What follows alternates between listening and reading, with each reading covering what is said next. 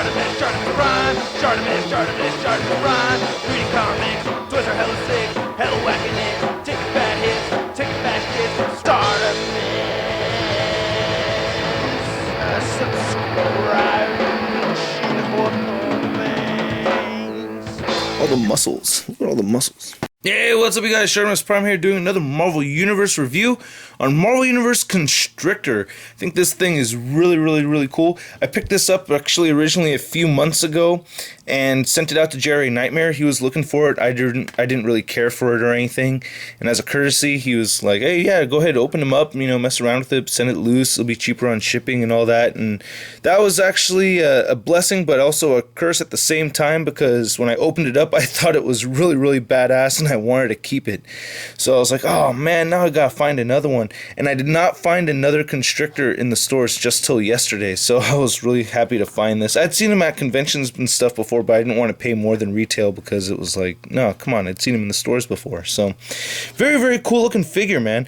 I really like what they've done with this, with his tendrils right here. The rest of the body is pretty much, a mold that they've used for a lot of the MU figures, and it's a mold I wish they would retire, because I'm not a big fan of this articulation, but I do like the paint apps a lot, and I think these things are really cool. So, him having these make it fun to pose. It's made out of this clear yellow plastic, which I think is really neat.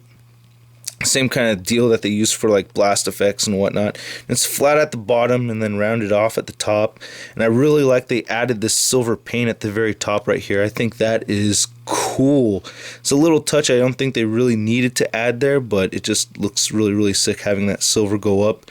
And it kind of ends around right here, This is not bendy, it doesn't stay in place. It would have been really cool if they just put a thin wire inside of this, and I don't know how much that would have cost Hasbro to do that. I don't think it would have cost very much, but it would have made a really big difference as far as displaying and posability goes. I like the yellow paint apps on him. He doesn't have any paint application on the blue part of the figure, which is a little weak, but not a big deal. It really isn't, because the rest of it just looks so damn cool. The head sculpt and the paint apps over here look really nice. I like the flesh tone that they used for him, and his teeth, and the red on the inside. Got silver for the eyes, so instead of just white, they use silver. I think that's really cool. And the lines on the figure are all actually painted on. None of it's sculpted. I think there is a big difference between the lines right here and the lines on the chest. I think these could have been a little bit thicker to match up, but not a huge deal. Just overall, a cool looking figure. The lines actually on this part right here are sculpted on both fists, so I think that's pretty cool that the lines are sculpted right here. For some reason I got a little bit of a silver smudging right there on the chin, and he's got some battle damage right there. Looks like he fell on his face or something. But a very cool figure nonetheless. It's kind of hard to pick up the yellow variation. You can see on the chest, there's yellow highlight, lighter yellow highlights with the darker yellow going around it.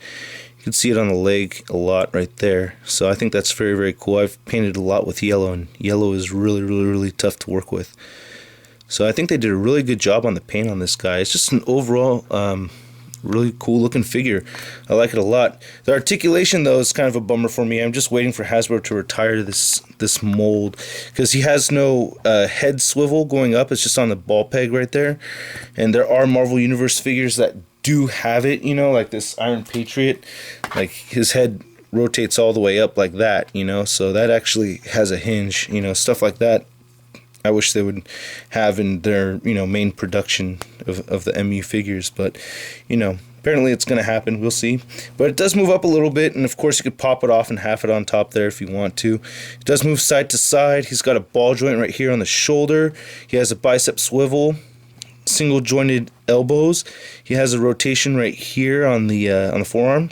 He has a diaphragm joint going side to side, up and down.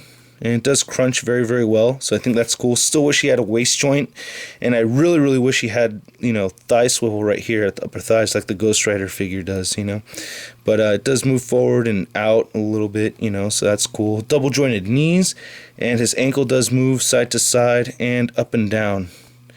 That's as far down as it goes. It doesn't really move up so much. But still a very fun figure to have and to pose. I really like it. So thanks, to Nightmare letting me open it and mess with it, because if he didn't let me do that, then I wouldn't have wanted the figure. So that's pretty cool. He has this base that he comes with. It says Constrictor 25. Marvel right there. You can see the pegs sticking up, so you can display them on that if you want to. He's got his top secret Fury files or Hammer files, whatever. Comes with this cool little card right here, Constrictor, drawn by Mike Diodato. I think it's a pretty cool drawing. And it's got, you know, stats and specs and bio weapons, whatever, on the back. And his thumbprint, okay. And a love letter from Constrictor to Norman Osborn. So that's not very interesting. And then this thing, which is even less interesting right here. Okay, so that's my review of Marvel Universe Constrictor. Hope you guys dig it. Catch you later. Peace.